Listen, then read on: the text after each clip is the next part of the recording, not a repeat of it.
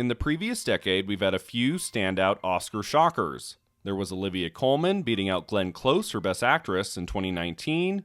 There was The Windshield Wiper beating out Robin for Best Animated Short just a few weeks ago.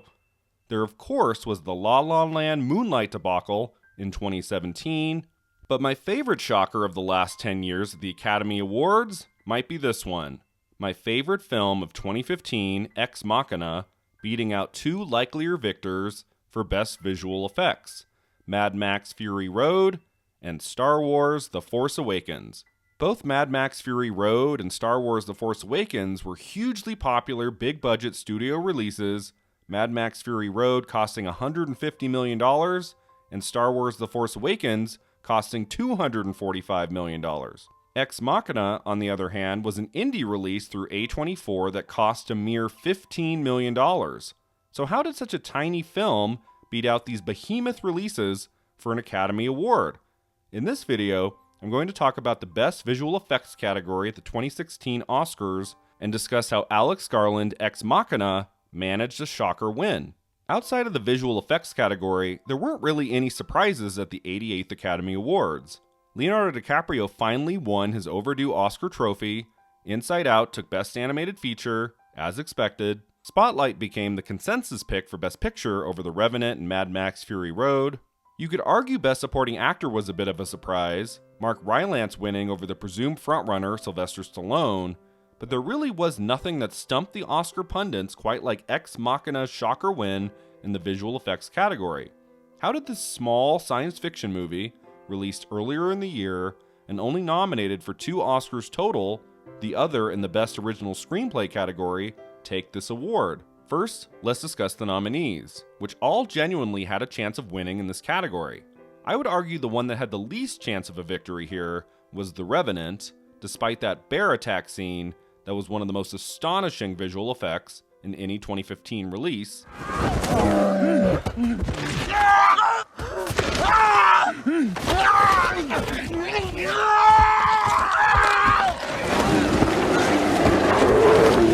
The film looks great, and it was one of my favorites of that year, but I'm not sure there were enough visual effects in the movie overall to make it a shoo-in for this award.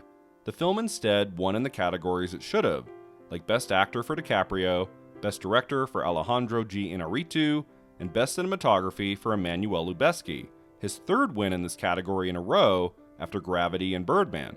The other nominee that had a slimmer chance of winning was The Martian. Despite its nominations for Best Picture and Best Actor, Ridley Scott's enormously entertaining drama, let me repeat that, drama, was one of the big hits of 2015, and the visual effects, especially toward the end, are outstanding. 3.1 meters per second. Distance to target 24 meters. But there are also many scenes in the movie that don't have a lot of visual effects, which, like with The Revenant, kept The Martian from being a top contender in this category. Next up is Star Wars The Force Awakens, which was the most anticipated film of 2015 and one of the highest grossing movies in history. J.J. Abrams' 7th entry in the Skywalker saga, not the most critically beloved to be sure, but liked well enough by almost everyone. There was even talk after its December release of a potential Best Picture nomination at the Oscars after the film was added late into the picture category at Critics' Choice. But ultimately, the film was only nominated in 5 technical categories at the Academy Awards, including Original Score for John Williams and Film Editing.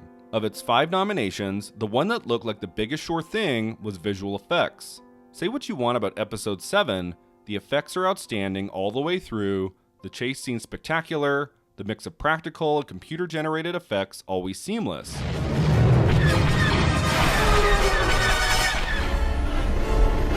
Are we really doing this? Yes, it was Star Wars The Force Awakens I marked on my ballot in early 2016 for this category. I thought that the highest grossing movie of the year with a solid 5 Oscar nominations was likely going to win something, and this seemed to be the most obvious place to reward it. The original Star Wars won this award in 1978 after all. Was The Force Awakens really going to go home empty-handed? As it turned out, it did. Not that anyone at Disney was crying about it. I think a $2 billion gross was enough to keep everyone involved with the movie very happy. The next nominee to discuss is Mad Max Fury Road, one of the best action films of the decade, an astounding visionary epic that seemed a near impossible feat. George Miller returning to his Mad Max franchise was something that blew away anyone who stepped into that theater.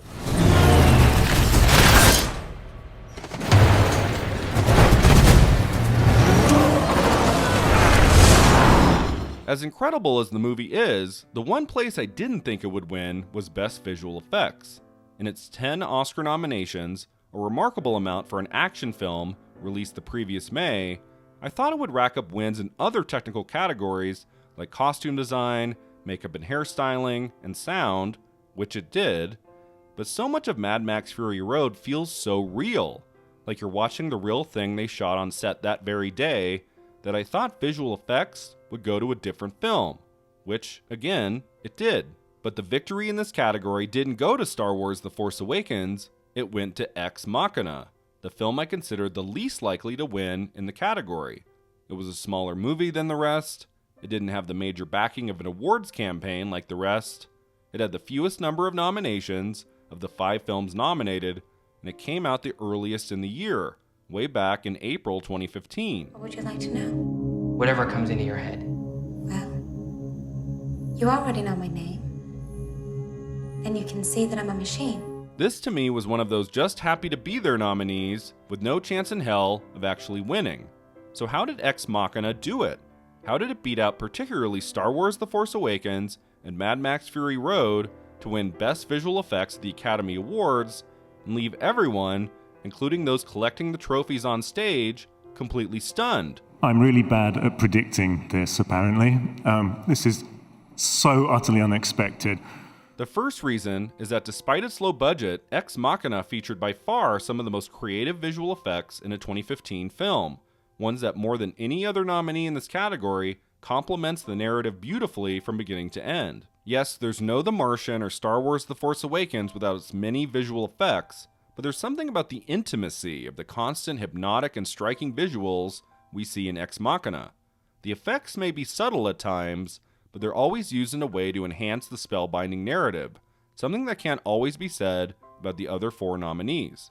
Alicia Vikander's haunting performance, for example, one which should have won her the Oscar that year for Best Supporting Actress, and not her performance in The Danish Girl, doesn't come to life without the visual effects being completely seamless, which they are all the way to its spellbinding ending.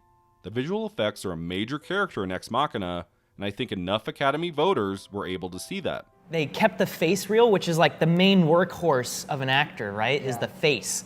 And so they're able to get all of like the emotions of an actual character, but in the body of a robot. The second reason is that there wasn't another nominee in this category that necessarily had the trophy in the bag. The Revenant had that amazing bear attack scene, but not much else. The Martian had few special effects and too many scenes to win in this category. Mad Max Fury Road is a technical marvel, to be sure, but Academy voters were going to award it in other categories, and not this one. Star Wars The Force Awakens, I would argue, came closest to beating Ex Machina, but enough voters probably dismissed it as a piece of popular entertainment that didn't necessarily need an Oscar win on top of its huge worldwide theatrical gross. There's also just not a whole lot of personality to the effects in Star Wars The Force Awakens. They're amazing, let me be clear, but there's no real standout moment in the movie when it comes to the effects themselves that stick with the viewer for a long, long time. The third reason is that Ex Machina, in the simplest terms, is a brilliant, original masterpiece in the science fiction genre that, as I said before, was my #1 favorite film of 2015. Alex Garland is an extraordinary filmmaker. Annihilation is amazing, his new movie, Men, currently in theaters, amazing, and his masterful writing and directing of Ex Machina keeps you in its grip from beginning to end. The stellar cast that includes Vikander, Domhnall Gleeson, and Oscar Isaac, all at the top of their game. The story of a young programmer selected to participate in a groundbreaking experiment in synthetic intelligence, Ex Machina uses its visual effects tremendously well. No huge budget or giant studio required. Clearly enough people recognize the power of this incredible film, and its absolutely stunning visual effects, to push it over the finish line and win the Academy Award. And we have to thank people in 2 directions. We've got to thank the studio, we've got to thank the production, we've got to thank Alex for being an amazing director, we have to thank Alicia for being Ava. As I've talked about in previous videos, there's nothing I love more during an Oscar ceremony than a shocker win none of us could have seen coming. So often we know exactly what's going to win in every category. How boring is that? I just love that occasional unexpected victory in either a small category or a big one that throws us all for a loop. And Ex Machina's win for Best Visual Effects in 2016 is certainly one of the most memorable Oscar shockers we've had in a long while. Thanks so much for watching. If you enjoyed this video, don't forget to like and subscribe. Let me know in the comments below what you think should have won the Oscar for Best Visual Effects at the 88th Academy Awards. Would you have voted for something else, or was Ex Machina the right choice? See you next time.